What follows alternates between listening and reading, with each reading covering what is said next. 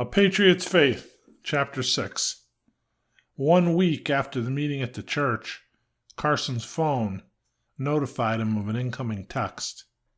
He read the message to himself. Hi, Carson. If you're interested in going forward, we meet next tomorrow night, 1900 hours, in the barn behind my house on Mountain Road. I can send map link if needed. Short and sweet, Carson thought. Carson had known Ken Fowler for years. Ken was a few years older than him, but had been a member of Mountainside Baptist Church since his childhood.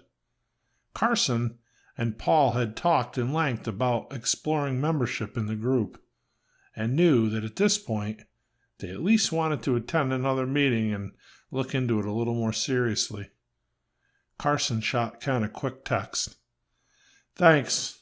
I know where your place is. Paul and I look forward to it. See you then.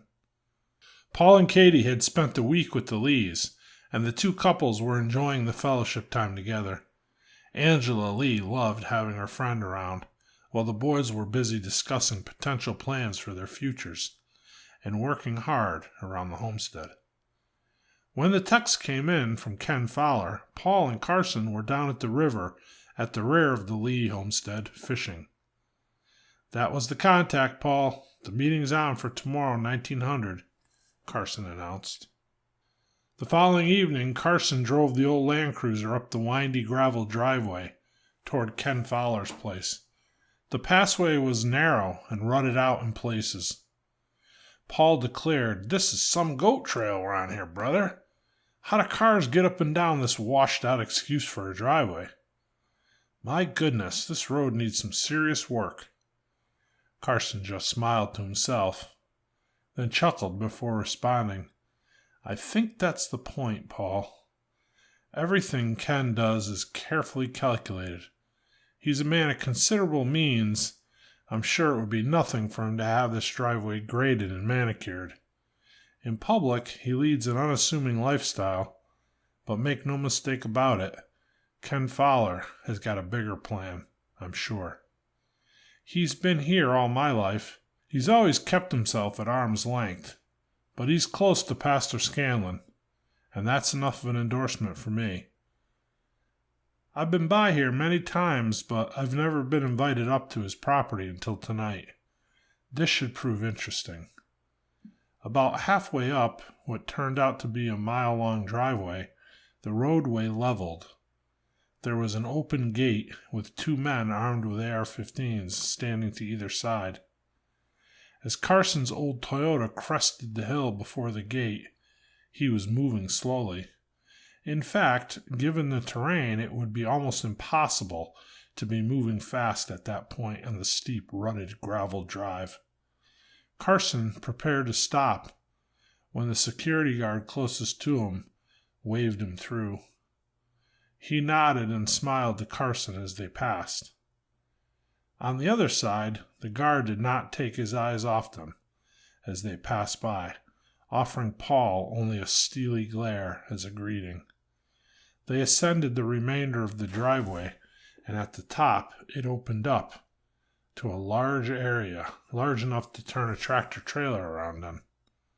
Off to the side of the large log and timber home sat a brand-new Toyota 4Runner, with bigger-than-stock tires and equipped with a large front bumper with a winch.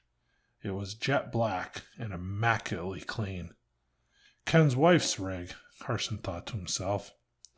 Next to it sat the pickup that was Ken's daily driver. It was an 8-year-old Ford F-250 crew cab, also fitted with slightly larger-than-stock tires, custom bumper, and winch. It was clean, but not as clean as Ken's wife's 4Runner. Off to the other side were several other vehicles, all four-wheel drive. It appeared as though most of the other group members were already there. An armed man approached them as they parked, smiled, and said, Senator Lee, Mr. Connor, Mr. Fowler is expecting you. Please join the others in the study, just up through the front door to the left. He gestured with his hand to the entrance of the lodge-style log home. Just inside was another man who showed them into the study.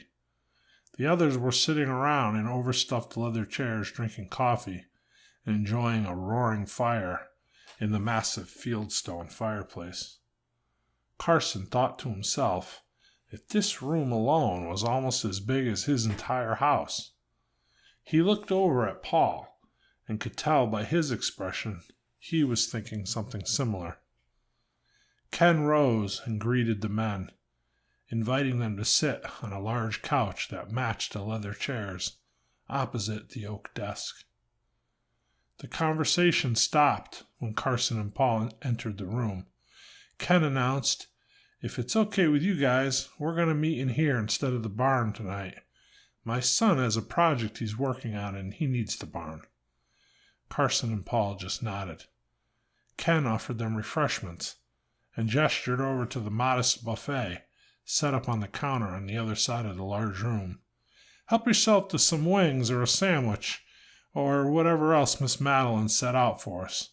And if it's okay, we'll just get started as you eat. Ken Fowler continued.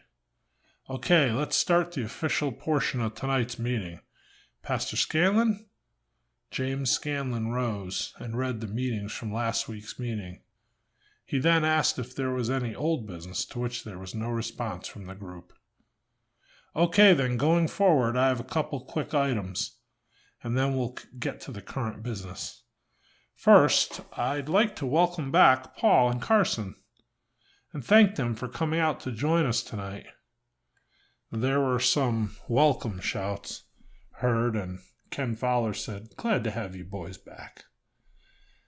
Then Pastor Scanlon went over some scheduling issues and some general housekeeping items and handed the floor back to Ken Fowler. Ken began. Okay, most of you are pretty familiar with the items on the docket tonight. As we usually do with potential new members present, I'm going to peel back the first layer or two of what we're about. He looked over at Paul and Carson. I'm glad you guys decided to come back. I'm going to talk a little and then the group will address any questions you have for us. But before I get into that, I want to give you each a folder with some basic info on the group. In it, you'll find our mission statement, our bylaws, and rules of order for our meetings. Later on, if you wish to proceed with the group, and if the group agrees to accept you, we will give you a more specific mission statement, as well as a list of various organizations and functions that the group is involved in on a deeper level. If we get that far, and at that time, there will also be a network contacts list for mutual assistance groups affiliated with this group, and a detailed outline on how that all works. The meeting lasted a couple hours, and after adjournment, Ken Fowler walked out with the members. He, Carson, and Paul stood talking as they watched the other members start to file out down the gravel driveway. Ken looked over at the Toyota and smiled. 1970 Land Cruiser. It's in pretty nice shape, he said as he started to walk around it. Carson responded, 1972, actually. Close enough. Ken looked up at him. You kept her in nice shape. You interested in selling it? Carson shook his head. No, I'll never sell her. I'll give you $35,000, Ken snapped. Carson smiled as he shook his head. No, sir, not for sale at any price. This has a lot of sentimental value for me.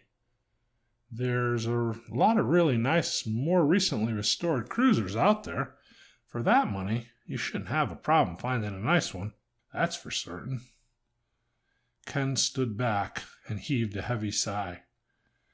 True enough, but this one has some sentimental value for me too, Carson. Yeah, you were just a little boy at the time, but your dad and my older brother were leading the teen group at Mountainside Baptist before the two of them went off to Vietnam together. I remember them taking a few of us camping in this Land Cruiser. I also remember the two of them starting the restoration together. To see it here tonight Brings up some pretty deep emotions." He paused briefly, tears beginning to well up in his eyes. "Then, of course, your dad came back and Lee didn't. I know that war killed your dad too, Carson. It was just a much slower demise."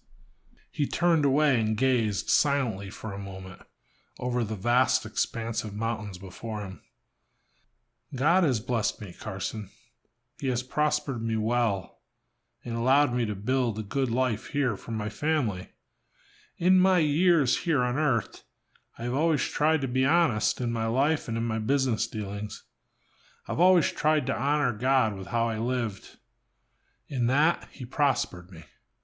I've seen this country in its glory days. I have also watched it decline in recent years to a level I never thought possible. The America that your dad and my brother grew up in, the same America that I grew up in and you grew up in, is gone, and it's never coming back." He paused again for a moment. "But I suppose I don't have to tell you that. You spent over a decade in Washington, fighting the good fight, I believe. Where are we going, brother? Where does this road we're on end?" The two stood in silence for a long moment. "Carson, there is a place for you here in this group. Our members are committed to the America that we grew up in, the America that may be gone nationally, but it isn't gone here on this mountain. Over time, as you're more exposed to the group, you will learn what we are doing and what we are about. But you, and you too, Paul, have a place here with us if you choose it. The process of bringing someone in is a slow one, and prudently so for many reasons. I'm glad you're coming. I hope that you both continue to come. I want to invite you both and your wives out here for lunch between the services this Sunday. Some of the other group members will be here, and it's a good opportunity to get the wives to meet each other. It'll be a good time. I plan to fire up the grill and barbecue up some ribeyes and some salmon steaks. It'll be a good time of sweet fellowship. It's a casual meeting, and we generally don't talk business when the wives are here. I hope you can come. You don't have to commit. Go home and talk to the wives about it. We start right after morning service, so if we see you, we see you." Carson looked at Paul and back at Ken. "Thanks, Ken. It sounds like a good time." The men shook hands, and Carson and Paul hopped in the Land Cruiser and started down the driveway.